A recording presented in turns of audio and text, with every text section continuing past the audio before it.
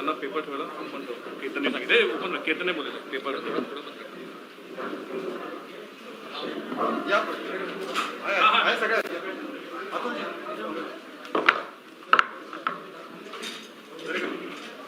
नमस्कार, सगळ्यांचं मनापासून स्वागत. आपल्या सगळ्यांना माहिती आहे की आज 1 वर्ष विद्यमान सरकारला झालं आणि त्यानिमित्त महाराष्ट्रात या सरकारचं अपयश सेक्रेटरीला मांडतो भारतीय जनता पार्टीतर्फे. आज त्याची सुरुवात भारतीय जनता पार्टीचे नेते आणि विधानसभेतील विरोधी पक्ष नेते माजी मुख्यमंत्री माननीय देवेंद्रजी आपल्याशी संवाद साधून करणार. प्रेस कॉन्फरन्स सुरू करण्यापूर्वी 2 पुस्तिकांचं प्रकाशन माननीय देवेंद्रजी हस्ते होणार आहे. विधान परिषदेतील विरोधी पक्ष नेते श्री प्रवीण दरेकर यांनी ही कसली वचनपूर्ती नावाची पुस्तिका लिहिली आहे. मी माननीय देवेंद्रजी विनंती करतो की त्यांचं पुस्तिकेचं प्रकाशन करावं. त्याचं नाव वर्षपूर्ती झाली पण वचनपूर्ती नाही. वर्षपूर्ती झाली पण वचनपूर्तीचे काय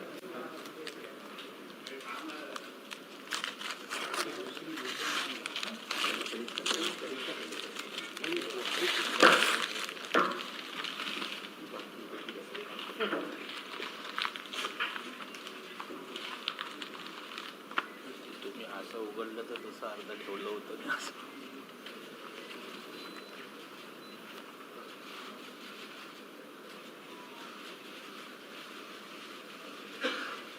याबरोबरच मुंबईसाठी एकूणच हे वर्ष विकासाच्या दृष्टीनं काळं वर्ष ठरलेलं आहे. मुंबईच्या अडचणी, मुंबईच्या समस्या सरकारने वाढलेल्या आहेत. त्यानिमित्त अतुल भटकळकर, मनोहर लोहाजींनी दिलेली पुस्तिका त्याचे प्रकाशन माननीय देवेंद्रजी करावं यांना विनंती करतो.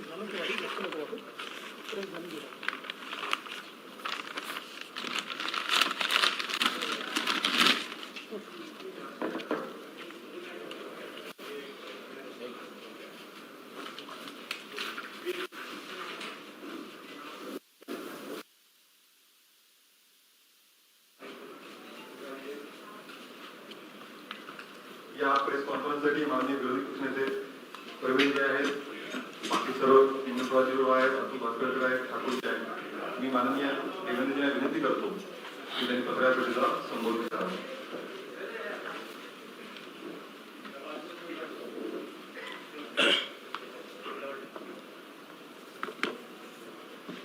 आपल्या सर्वांचे या पत्रकार परिषदेमध्ये मी स्वागत करतो. आज महात्मा ज्योतिबा फुले यांची पुण्यतिथी आहे. त्यांना मी विनम्र अभिवादन करतो. खरं तर श्री उद्धवजी ठाकरे यांच्या नेतृत्वातील महाआघाडी सरकारला 1 वर्ष पूर्ण झालं आणि त्यांच्या 1 वर्षाच्या कामाची कार्यपुस्तिका ही म्हणजे काल आलेले न्यायालयाचे 2 निर्णय आहेत. खरं म्हणजे श्री अर्णव गोस्वामी असतील किंवा कंगना रणावत असतील, यांच्या सगळ्या विचारांशी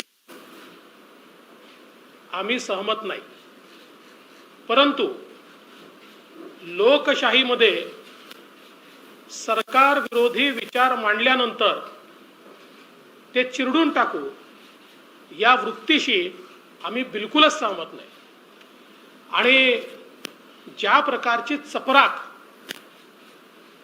या सरकारला काल सर्वोच्च न्यायालयाने आणि उच्च न्यायालयाने या ठिकाणी दिली आहे, यानंतर तरी हे सरकार जागं होईल का की आता सर्वोच्च न्यायालय आणि उच्च न्यायालयाला देखील तुम्ही महाराष्ट्र विरोधी ठरवणार आहात, हा सवाल आता विचारण्याची आवश्यकता आहे.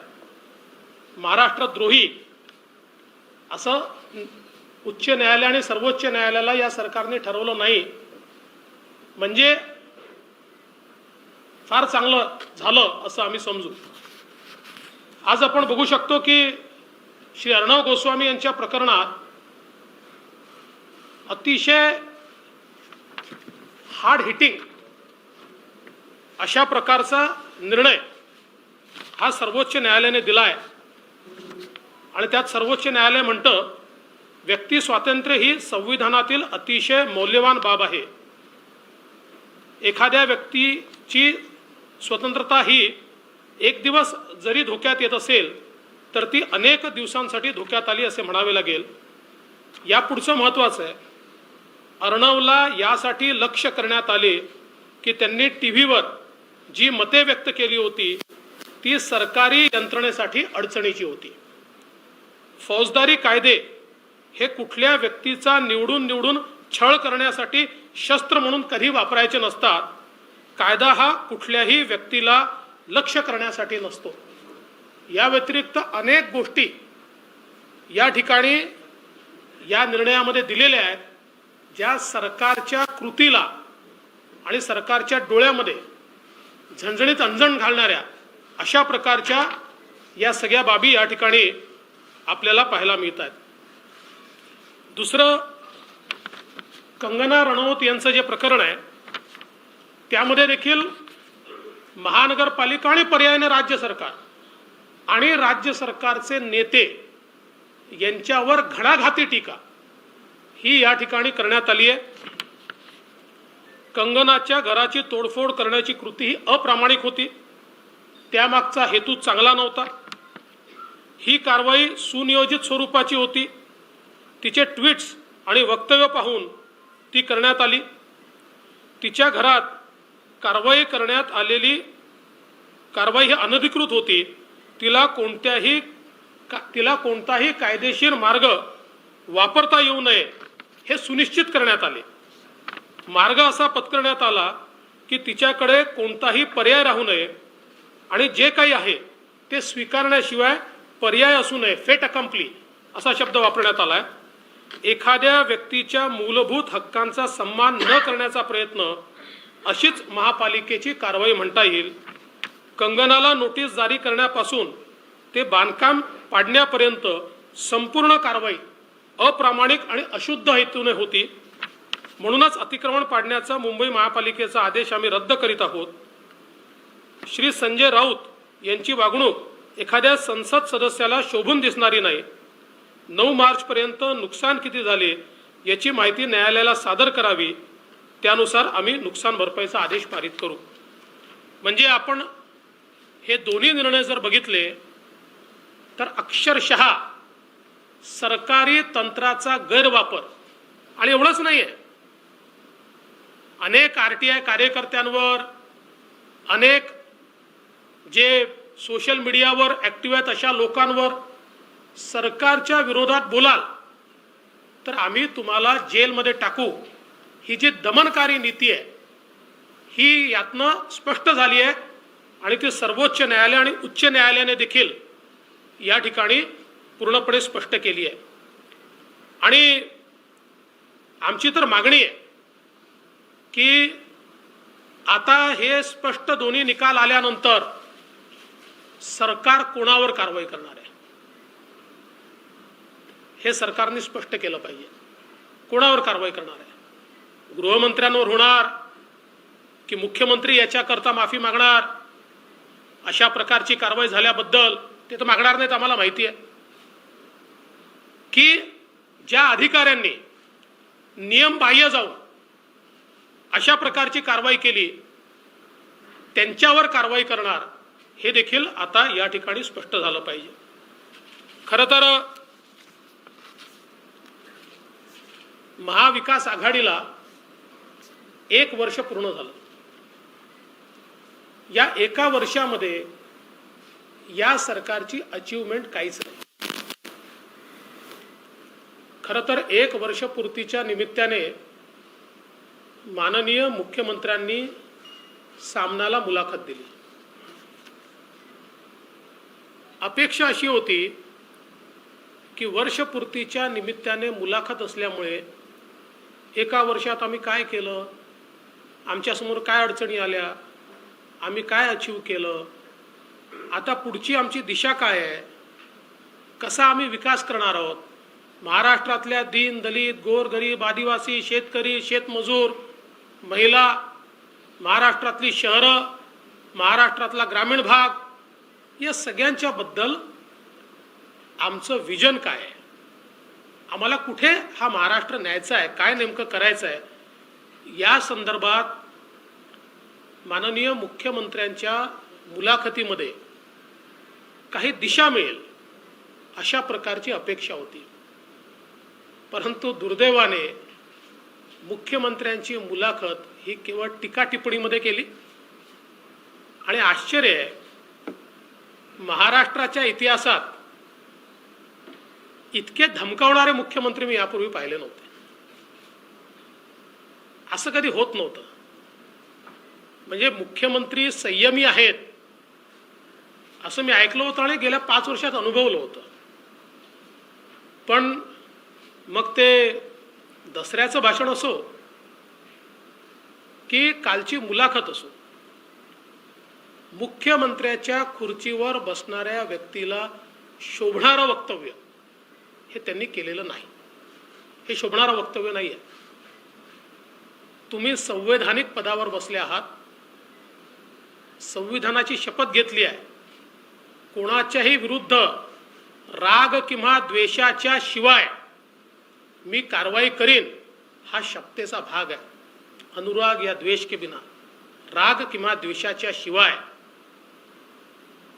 ही जी शपथ घेतली आहे, या शपथेचं पालन करताना कुठेही मुख्यमंत्री दिसत नाहीत.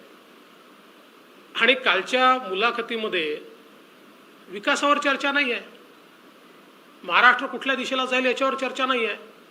याच्या मागे हात धुवून लागू, त्याच्या मागे पाय धुवून लागू, याची खिचडी करू, त्याचा खिमा बनवू, हे कुठले शब्द आहेत? म्हणजे असं आहे की अशा प्रकारचं भांडण हे नाक्यावर होतं. हे वर्षपूर्तीच्या निमित्ताने होत नाही. मुख्यमंत्र्यांनी एक गोष्ट लक्षात घेतली पाहिजे की अशा प्रकारे चिरडण्याची भाषा ही ज्यांनी ज्यांनी केली ते फार काळ टिकले नाहीत. आणि ह्या देशात तर लोकशाही आहे. लोकशाहीची मूल्य, एक बरं झालं की त्यांची मुलाखत एक दिवस आधीच झाली होती. कालच्या जे काही निर्णय आले आहेत त्या निर्णयानंतर जर ही मुलाखत झाली असती तर कदाचित कंटेम्प्ट ऑफ कोर्टच झाला असता. कारण सर्वोच्च न्यायालय आणि उच्च न्यायालय तुमच्याबद्दल इतकी जबरदस्त टिप्पणी करते आणि तुमची मुलाखत तीच आहे. त्यामुळे मला असं वाटतं, मी ही कुठल्याही मुख्यमंत्र्याची मुलाखत मानत नाही आणि त्यामुळे त्याला उत्तर देणं किंवा त्याच्यावर टिप्पणी करणं हे देखील मला असं वाटतं की योग्य नाही आहे. कारण ती त्या लायकीचीच नाही आहे. ती त्या लायकीचीच नाही आहे. माझी अपेक्षा आहे असं आहे की तुम्हाला, ते म्हणतात ना 5 वर्ष राज्य चालवणार आहे, जरूर चालवा, 5 वर्ष नक्की तुम्ही चालवा, काही आमची हरकत नाही आहे. पण या 5 वर्षात नुसत्या धमक्या देऊ नका. गव्हर्नन्स दाखवा ना. 1 वर्ष तर तुमचं गेलं. गव्हर्नन्स कुठे आहे? वेर इज गव्हर्नन्स? या 1 वर्षात गव्हर्नन्स हा कुठेही पाहायला मिळालेला नाही. खरं तर हे सरकार जे आलं तेच मुळात विश्वासघातातनं आलं. विश्वासघातातनं, आणि तो आमचा सोडून द्या, आम्ही फार छोटे लोक आहोत. जनतेचा विश्वासघात करून हे सरकार आलंय. जनतेचा विश्वासघात.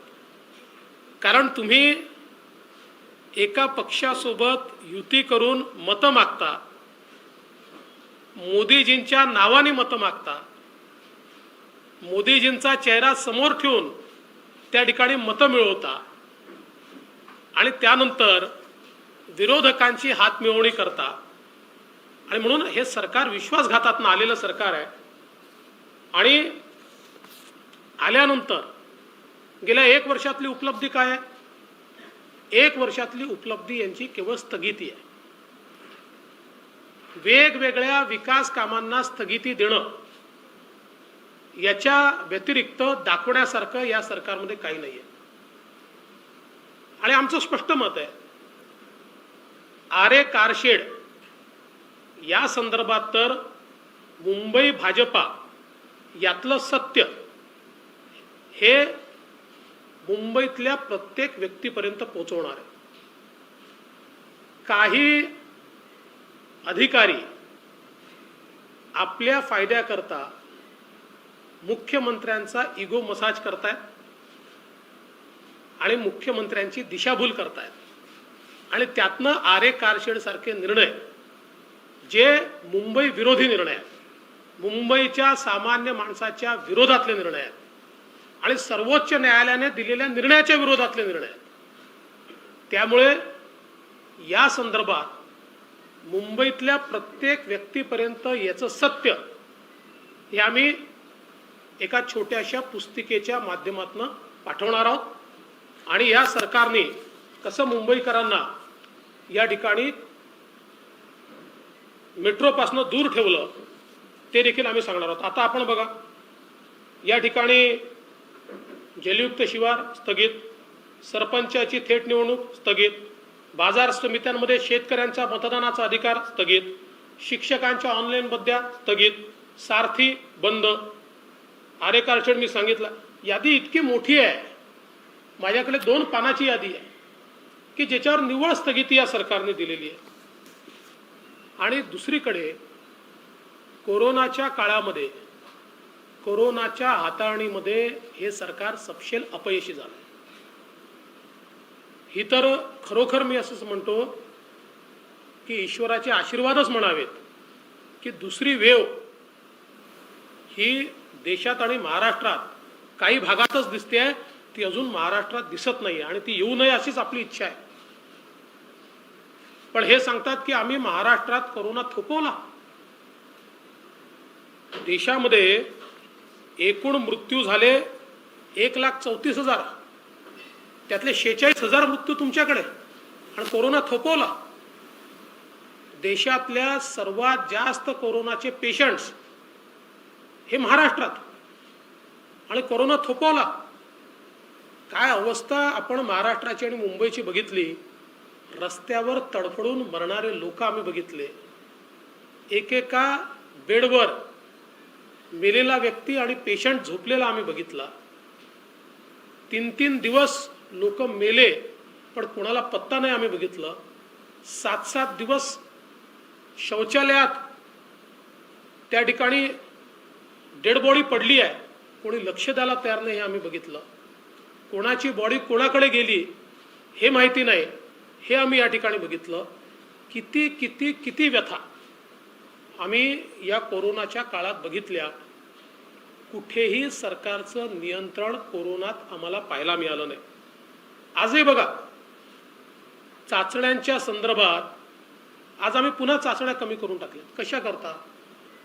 आम्हाला आकड्यांशी लढायचं आहे की कोरोनाशी लढायचं आहे? आणि सुरुवातीपासून ही स्ट्रॅटेजी राहिली आहे.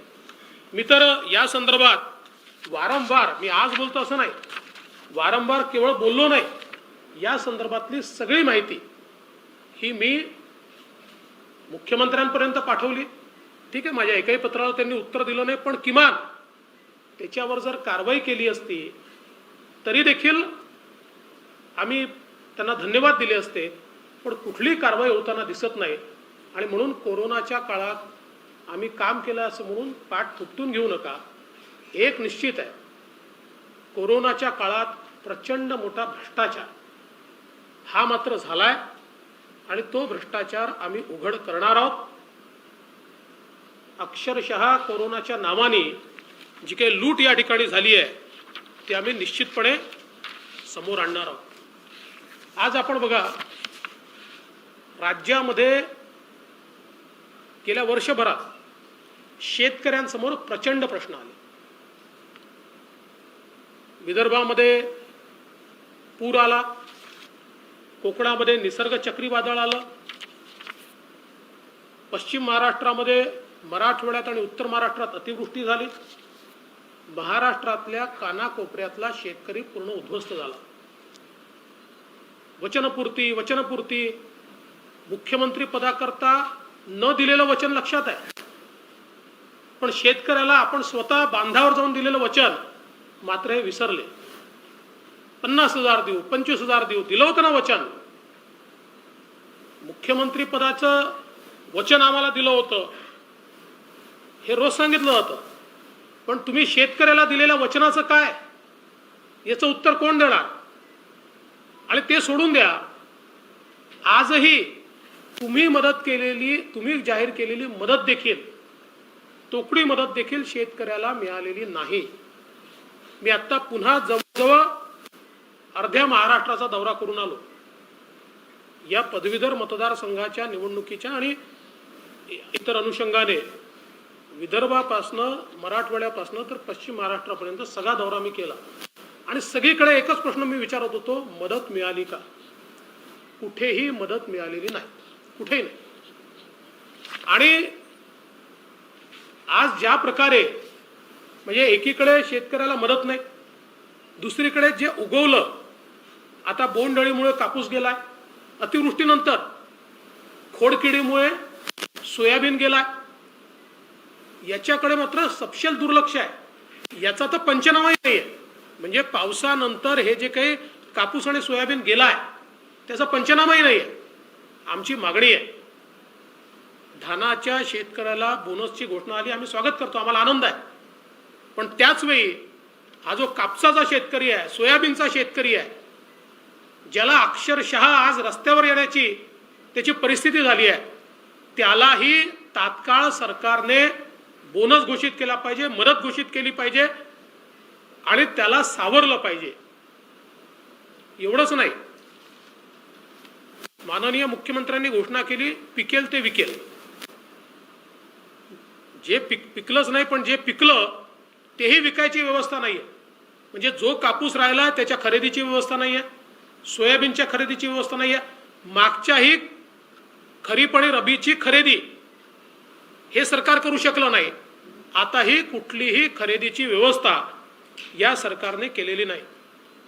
आणि जे कोरोनाच्या काळात छोटे छोटे घटक आहेत, 12 बलुतेदार आहेत, फुटपाथ दुकानदार आहेत, ऑटो रिक्षा टॅक्सीवाले आहेत, वेगवेगळे कामं करणारे आहेत, या कोणाही करता एका नव्या पैशाचं पॅकेज या सरकारने दिलेलं नाही, कोणालाही मदत केली नाही.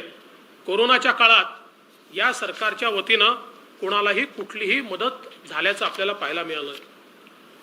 मराठा आरक्षणाच्या संदर्भात या सरकारने अभूतपूर्व घोळ घातलाय. केवळ 2 आरक्षणं उच्च न्यायालयात टिकली. अनेक राज्यांनी आरक्षणं दिली, पण ती सगळी उच्च न्यायालयामध्ये त्या ठिकाणी आरक्षणं स्थगित झाली. 2च आरक्षण, एक तमिळनाडूचं आणि दुसरं महाराष्ट्रातलं, की ज्याला उच्च न्यायालयाने वैध ठरवलं. उच्च न्यायालयातनं तमिळनाडूचं आरक्षण हे सर्वोच्च न्यायालयात गेलं, त्या ठिकाणी त्यांनी ते घटनापीठाकडे पाठवलं, कुठली स्थगिती दिली नाही. महाराष्ट्राचं आरक्षण मात्र घटनापीठाकडे पाठवताना त्याच्यावर स्थगिती देण्यात आली. आणि पहिल्या दिवशीपासून, म्हणजे ज्यावेळेस त्या ठिकाणी सर्वोच्च न्यायालयात केस गेली, पहिल्याच दिवशी यांचे वकील सांगतात आमच्याकडे कुठली माहिती आलेली नाही, त्यामुळे आम्ही आर्ग्युमेंट करू शकत नाही. कुठलाही समन्वय आम्हाला पाहायला मिळाला नाही. आजही आपण बघितलं, प्रवेशाचे इतके घोळ झाले. स्थगिती काढण्याकरता या सरकारनं माहिती असून हे तत्व आहे की ज्यांनी स्थगिती देऊन ज्या पीठाने घटनापीठाकडे पाठवण्याचा निर्णय केलाय त्यांच्यापुढे स्थगिती उचलण्याकरता जाता येत नाही, त्यांना तो अधिकार नाही. हे माहिती असताना त्यांच्यापुढेच अर्ज केला, 1 महिना वाट पाहिली आणि मग लागण्याच्या 1 दिवस आधी यांनी स्टेटमेंट केलं की यांच्यापुढे आम्हाला मंजूर नाही. अरे मंजूर नाही का, त्यांना अधिकारच नाहीये. आणि आताही घटनापीठाच्या संदर्भात कुठेही सरकार गंभीर दिसत नाही, कुठलाही सरकारचा प्रयत्न दिसत नाही, केवळ वेळ काढू धोरण आहे. आणि दुर्दैवाने पुन्हा सांगतो, आम्ही तर ज्यावेळेस मराठा आरक्षणाचा कायदा केला त्या कायद्यात आम्ही ओबीसी आरक्षणाला कायदेशीर संरक्षण दिलंय. त्यामुळे या राज्यामध्ये ओबीसी आरक्षणाला राज्याच्या विधानसभेने त्या कायद्याच्या माध्यमातून पूर्णपणे संरक्षण दिलंय. अशा परिस्थितीत सत्ता पक्षातलेच काही नेते या बाजूने आणि त्या बाजूने जाणीवपूर्वक या ठिकाणी स्टेटमेंट्स देऊन मराठा समाज आणि ओबीसी समाजाला अमोरासमोर आणण्याचा प्रयत्न, ओबीसी समाजामध्ये घबराट तयार करण्याचा प्रयत्न, कुठल्याही परिस्थितीत ओबीसी समाजाच्या आरक्षणाला धक्का लागूच शकत नाही, तो कोणी सहन देखील करणार नाही. पण सत्ता पक्षात नाही होत आहे याचा अर्थ नेमका काय आहे? आपल्या ज्या असफलता आहे, आपले जे फेलियर्स आहेत, हे लपवण्याकरता अशा प्रकारची नीती करणं हे योग्य नाही आहे. यातनं महाराष्ट्रात समाज एकमेकाच्या समोर येतात आणि महाराष्ट्रामध्ये त्यातनं अतिशय चुकीची अशा प्रकारची परिस्थिती आपल्याला या ठिकाणी पाहायला मिळत आहे. खरं तर एकूणच विषय अनेक आहेत, पण मी त्या विषयांच्या संदर्भात फार काही बोलणार नाही. मला असं वाटतं 1 वर्षामध्ये हे सरकार सपशेल विफल झालेलं आहे, सपशेल अपयशी झालेलं आहे. कुठल्याही घटकाचं ते समाधान करू शकलेलं नाही. सरकारच्या 3 पक्षांमध्ये कुठलाही समन्वय नाही. विजेच्या प्रश्नावर जे घुमजाव या ठिकाणी केलं तर ऐतिहासिक घुमजाव आहे. आणि त्याहीपेक्षा मजेदार असं आहे, काँग्रेस पक्षाच्या अंतर्गत अशोक चव्हाण म्हणतात नितीन राऊतांनी चर्चा केली नव्हती, बाळासाहेब थोरात म्हणतात चर्चा केली होती, मग कोणीतरी सांगतं की अजितदादांनी सांगितलं होतं, नितीन राऊतांनी सांगितलं, अजितदादांनी सांगितलं तर घोषणा करा. अजितदादा म्हणतात मला माहीत नाही, आणि मुख्यमंत्री म्हणतात तुम्हाला जे निर्णय घ्यायचे ते तुम्ही घ्या, तुमचं कुटुंब तुमची जबाबदारी, त्यामुळे तुम्ही जे निर्णय घ्यायचे ते तुम्ही घ्या.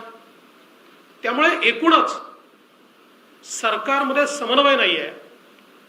आणि ज्या प्रकारे बदल्याचे दलाल आज फिरतायत आणि जी अवस्था आम्हाला पाहायला मिळते आहे, अशी तर महाराष्ट्रात पूर्वीच्या 15 वर्षाच्या काँग्रेस राष्ट्रवादीच्या सरकारमध्येही नाही बघितली. इतकी वाईट अवस्था आज या ठिकाणी पाहायला मिळते. आणि बदल्यांच्या व्यतिरिक्त कुठलाच कारभार या सरकारमध्ये होताना दिसत नाही आहे. आणि म्हणून या 1 वर्षाच्या निमित्ताने अपयशी ठरलेल्या या सरकारला आणि त्याचे मुख्य जे आहे माननीय मुख्यमंत्री यांना मी एवढंच सांगेन की मुख्यमंत्र्यांसारखे वागा. संयम हा तुमच्या बोलण्यात आणि कृतीत दोन्ही ठिकाणी दिसला पाहिजे. आणि पुन्हा एकदा सांगतो, हे जे 2 निर्णय आले आहेत, म्हणजे स्पष्ट सांगतो, आमची काही राष्ट्रपती राजवटीची मागणी बिलकुल नाही, पण कॉन्स्टिट्यूशनल मशिनरी ब्रेकडाऊनचं या 2 निर्णयाशिवाय वेगळं उदाहरण काय हवं आहे? हे 2 निर्णयच कॉन्स्टिट्यूशनल मशिनरी ब्रेकडाऊन आणि अब्यूज ऑफ पॉवर याचं ज्वलंत उदाहरण आहे. पण आम्ही एक सक्षम विरोधी पक्ष आहोत. विरोधी पक्षामध्ये आम्हाला जी भूमिका दिली आहे त्या भूमिकेचं आम्ही नीट पालन करू आणि महाराष्ट्रातल्या जनतेला न्याय मिळवून देण्याकरता आम्ही निश्चितपणे या ठिकाणी आवश्यकता असेल तेव्हा रस्त्यावर उतरू. आमच्या कितीही तक्रारी माननीय मुख्यमंत्र्यांनी पंतप्रधान महोदयांकडे केल्या तरी देखील आम्ही जनतेला उत्तरदायी आहोत. त्यामुळे रस्त्यावर उतरावंच लागेल. तुमचा नाकर्तेपणा आहे म्हणून आम्हाला उतरावं लागतं.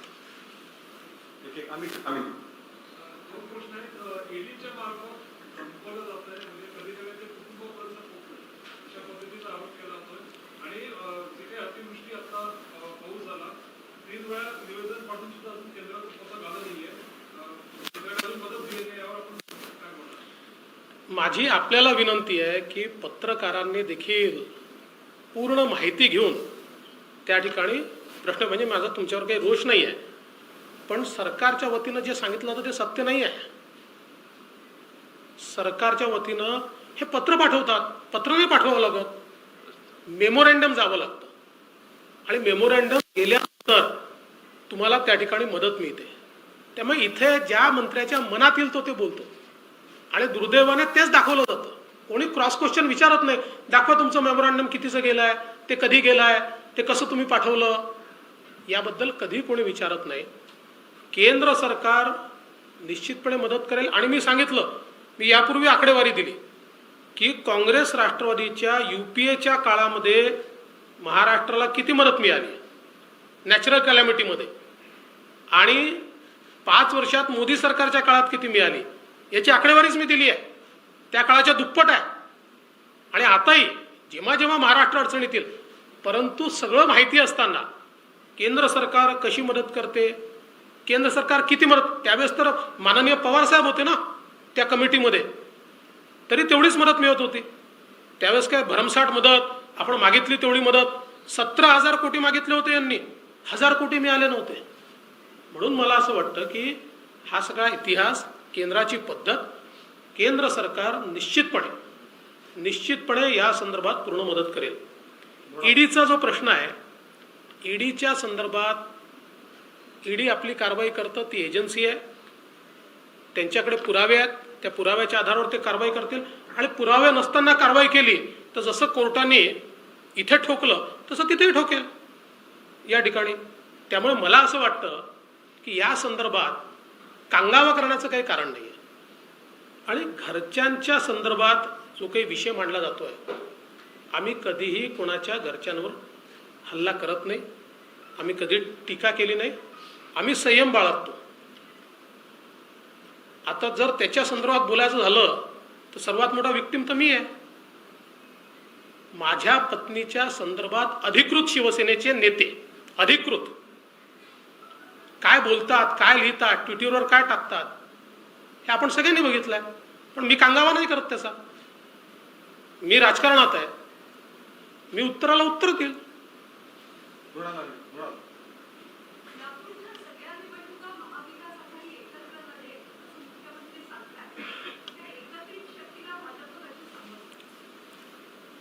ते कितीही एकत्र आले तरी शेवटी जनतेला या ठिकाणी त्यांचं सरकार कसं चाललंय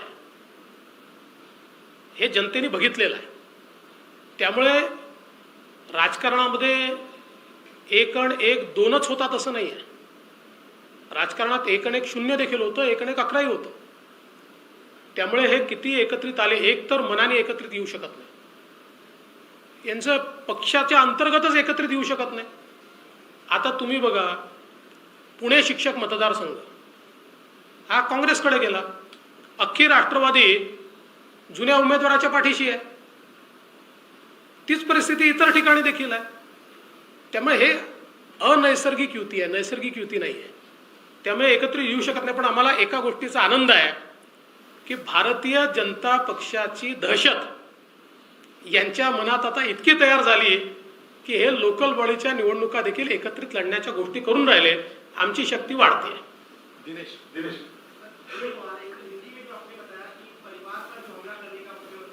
मैं हिंदी में वापस बोलूंगा, पूरा बोल देता हूँ. ऋतिक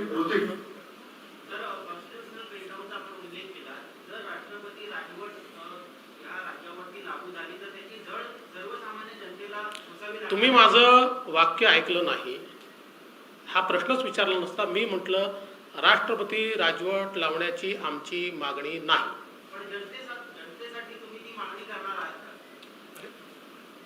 मी ऑलरेडी सांगितलंय की this qualifies about constitutional breakdown and abuse of power, पण आमची ती मागणी नाही.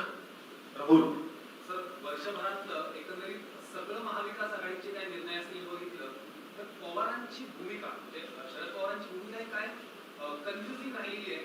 काही चांगलं होत असेल तर त्याचं क्रेडिट राष्ट्रवादीला कसं मिळेल किंवा पक्ष बांधणी या सगळ्यावर.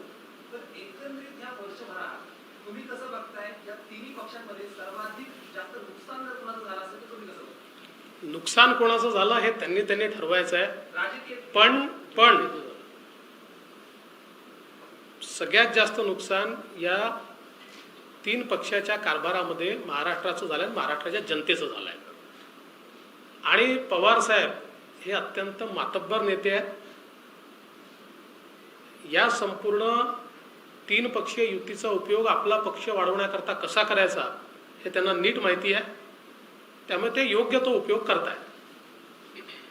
मला वाटतं सगळे प्रश्न झाले. एक फक्त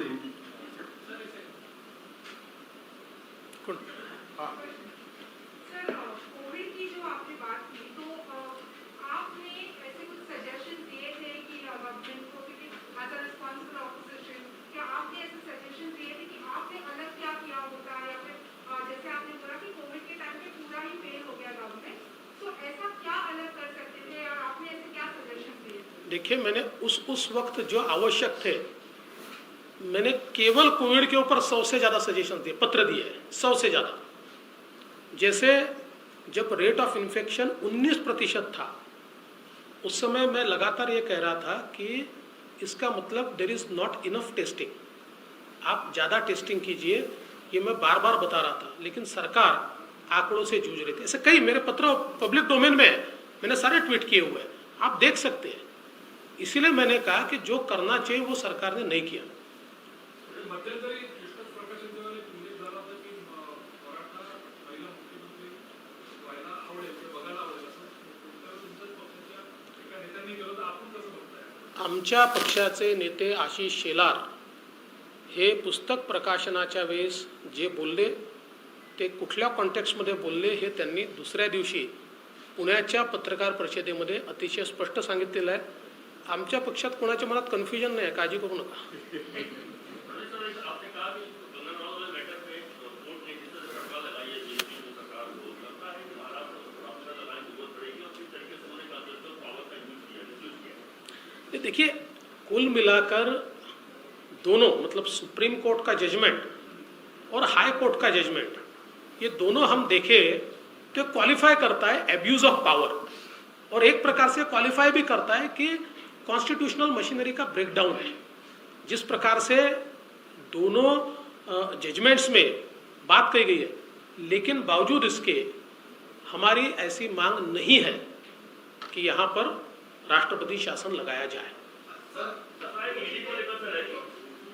मुख्यमंत्री ने जिस तरह से धमकियां दी है उसका आप विरोध करें, आपने कहा कि आपके परिवार को भी व्यक्तिगत तौर पर टारगेट किया जाए। अगर शिवसेना के नेता अगर इतनी इसके स्तर पर जाते हैं तो क्या बीजेपी के नेताओं को भी किसी परिवार के सदस्य को टारगेट करना चाहिए? एक दूसरा सवाल है, लव जिहाद का मुद्दा बीजेपी ने महाराष्ट्र में उठाया था, उन्होंने कहा कि गोवंश हत्या को लेकर पूरे देश में लागू की जाए, क्या आप उसका समर्थन करते हैं? देखिए, पहली बात तो यह है कि भारतीय जनता पार्टी ये मानती है कि व्यक्तिगत रूप से किसी के भी परिवार को टारगेट नहीं किया जाना चाहिए, लेकिन परिवार से अगर कोई राजनीति में है तो उसके ऊपर राजनीतिक प्रश्न तो उठाए जाएंगे, व्यक्तिगत प्रश्न नहीं उठाए जा सकते।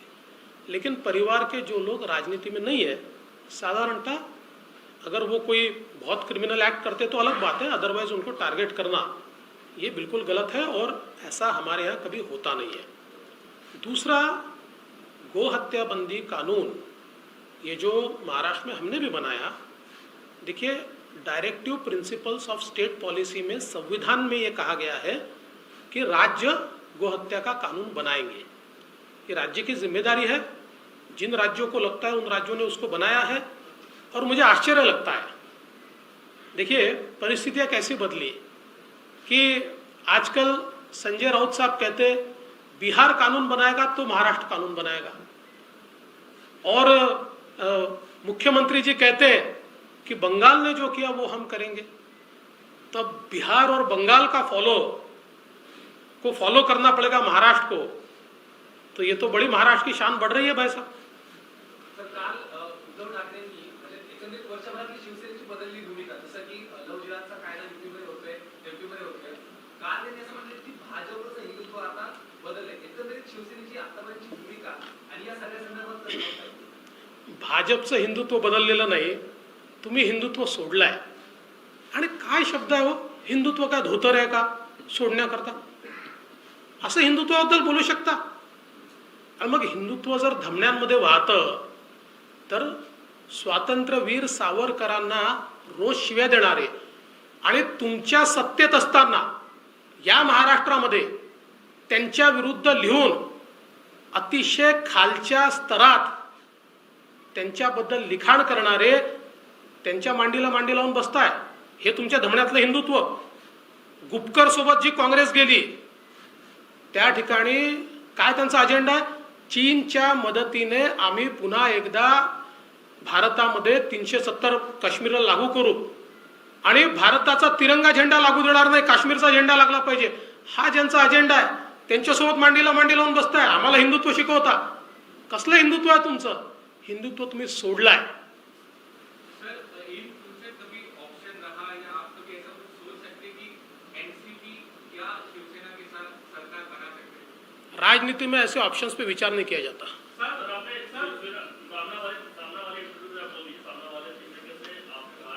देखिए, इस सरकार को 1 साल पूरा हुआ और 1 साल की इस सरकार की उपलब्धि अगर कुछ होगी तो हमारी सरकार ने शुरू किए हुए कामों को स्टे देना. इसके सिवाय इस सरकार ने 1 साल में कोई काम नहीं किया. आज किसानों के ऊपर बहुत बड़ा संकट है. पूरे महाराष्ट्र में कहीं पर चक्रवात के कारण, कहीं पर असमय बारिश के कारण, कहीं पर बाढ़ के कारण किसानों की फसल पूरे तरीके से खत्म हो गई. जो मुख्यमंत्री जी कहते थे हमको मुख्यमंत्री बनाने का वचन दिया, वो वचन तो उनको याद रहा, लेकिन उन्होंने किसानों तक जाकर जो वचन दिया था कि आपको 50,000 रुपये और 25,000 रुपये हेक्टेयर हम मदद करेंगे, वो वचन मुख्यमंत्री भूल गए और किसानों को हाशिए पे छोड़ दिया गया. ये परिस्थिति 1 साल में महाराष्ट्र के हमको दिखाई पड़ती है. और एक अघोषित आपातकाल महाराष्ट्र में दिखाई पड़ता है.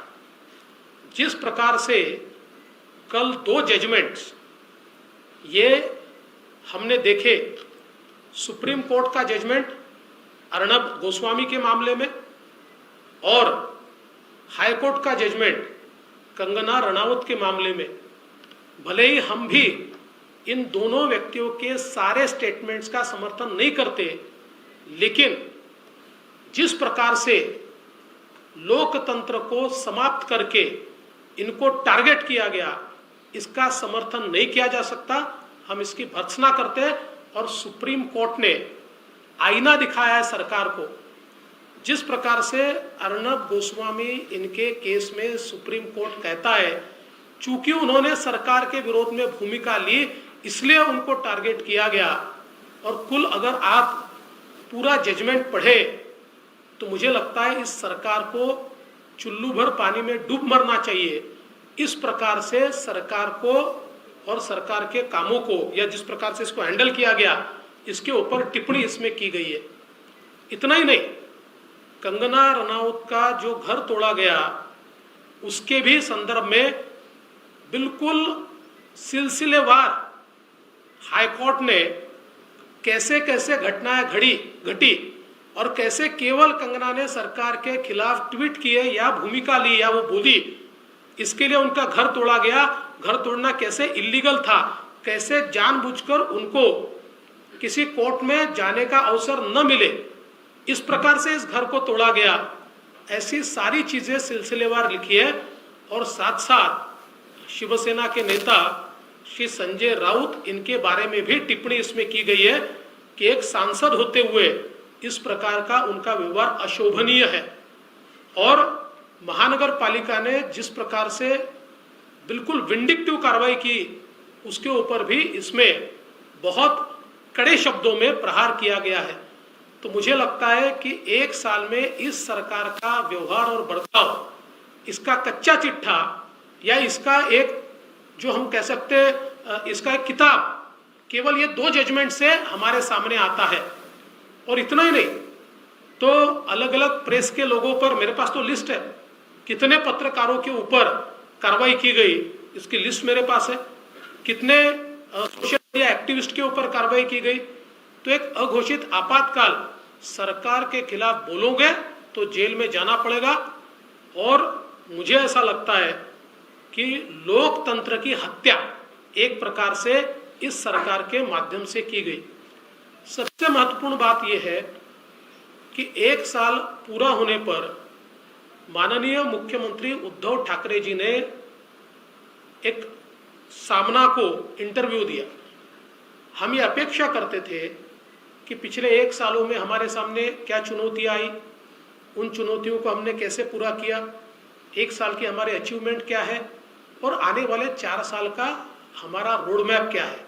किस प्रकार से महाराष्ट्र को हम विकास की ओर ले जाना चाहते हैं, ऐसी सारी चीज़ें इस इंटरव्यू में वो बताएंगे। क्योंकि मैं भी मुख्यमंत्री था, मेरे पहले भी थे, अलग अलग राज्यों के मुख्यमंत्री मैंने देखे, जब उनका 1 साल पूरा होता है या कोई भी साल पूरा होता है तो इस प्रकार से वो क्या किया ये बताते हैं और क्या करेंगे ये बताते हैं। परंतु हमारे मुख्यमंत्री जी का इंटरव्यू पहले से लेकर आखिर तक केवल धमकियां देने में समाप्त हो गया। वो केवल धमकियां दे रहे थे, विरोधकों को दे रहे थे, अन्य लोगों को दे रहे थे। मुझे बड़ा आश्चर्य लगता है, मुख्यमंत्री की कुर्सी पर जब आप बैठते हो तो आप जो शपथ लेते हो, शपथ में शब्द है अनुराग या द्वेष के बिना, ऐसा एक शब्द है। तो अनुराग या द्वेष के बिना हम सरकार को चलाएंगे, सभी को समान न्याय देंगे, इस शपथ को भूल गए। और एक भी डेवलपमेंट की बात पूरे इंटरव्यू में उनसे हमको देखने को नहीं मिली। जिस प्रकार का बयान, जिस प्रकार का वक्तव्य वो कर रहे हैं, मुझे ऐसा लगता है कि ये किसी भी मुख्यमंत्री को शोभा नहीं देता। हमारी अपेक्षा है, वो कहते हैं हम 5 साल सरकार चलाएंगे, जरूर चलाइए, अगर आपसे बनता है तो आप 5 साल चला लीजिए, पर गवर्नेंस तो दिखाइए।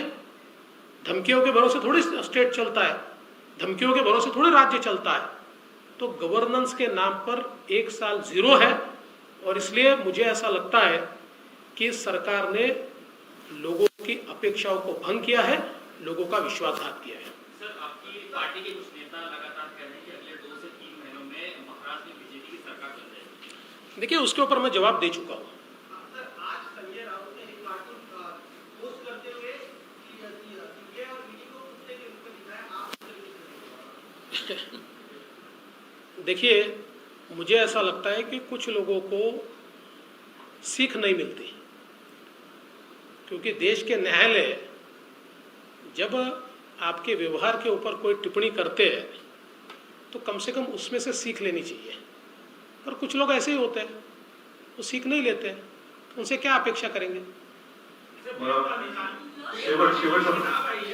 सारी मुलाकातों का जिक्र है और सिलसिले में मुलाकातों में आपकी और शरद पवार जी की मुलाकात है, तो उस पर रेफरेंस। देखिए, मैंने उनकी किताब अभी पढ़ी नहीं है, उनकी किताब में जब पढ़ूंगा तो उसके ऊपर जरूर बोलूंगा।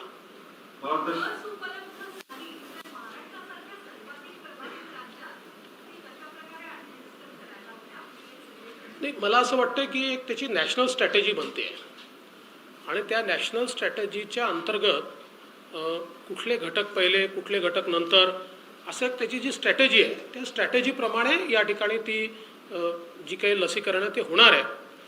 आपल्याला केवळ एवढंच लक्ष ठेवावं लागेल की अशा परिस्थितीमध्ये काही लोक अशा लसीचाही काळा बाजार करण्याचा प्रयत्न करतात, काही लोक आउट ऑफ द वे जाऊन ती मिळवण्याचा प्रयत्न करतात। सगळ्यांना लस मिळणार आहे, त्यामुळे अशा प्रकारची घटना कुठे होऊ नये। जो काही प्रोटोकॉल सरकारने ठरवला असेल, कदाचित पहिल्यांदा डॉक्टर्सचा ठरवला असेल किंवा जे काही हेल्थ वर्कर्सचा ठरवला असेल, त्या प्रोटोकॉलप्रमाणेच ती मिळावी। एक शेवट छोटासा कार्यक्रम कालच टीव्ही जर्नलिस्ट असोसिएशनची निवडणूक झाली आणि त्याच्यामध्ये काही जिंकून जे आहेत त्या तिथे उपस्थित आहेत। मी माननीय विनंती करतो की त्यांचा सत्कार करावा। विनोद जगदाळे, अध्यक्ष टीव्ही जर्नलिस्ट असोसिएशन। पत्रकारांनी तर पत्रकारांचा सत्कार करावा हरकत नाही।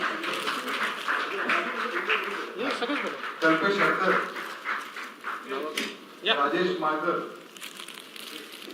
फोटो भेटते सगळ्यांना। अक्षय कुदरकर, राजरंजन सिंग, कल्पेश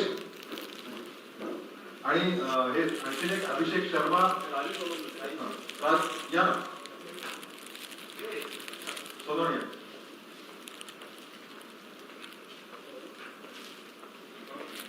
आणखी कोण उपस्थित सदस्य त्यापैकी? मी अभिषेक शर्मा विजयवंतना दादासाहेब फाळके पत्रकारिता पुरस्कार मिळाला इंडियन पत्रकार अभिषेक शर्मा या। अभिषेक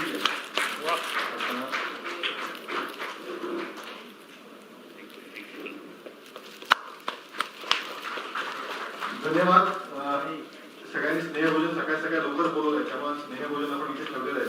स्नेहभोजनाचा आस्वाद घेऊ आणि मग आपल्याला तुमच्या कामाला लागेल। धन्यवाद। पुस्तकं सगळ्यांना वाटून द्यायला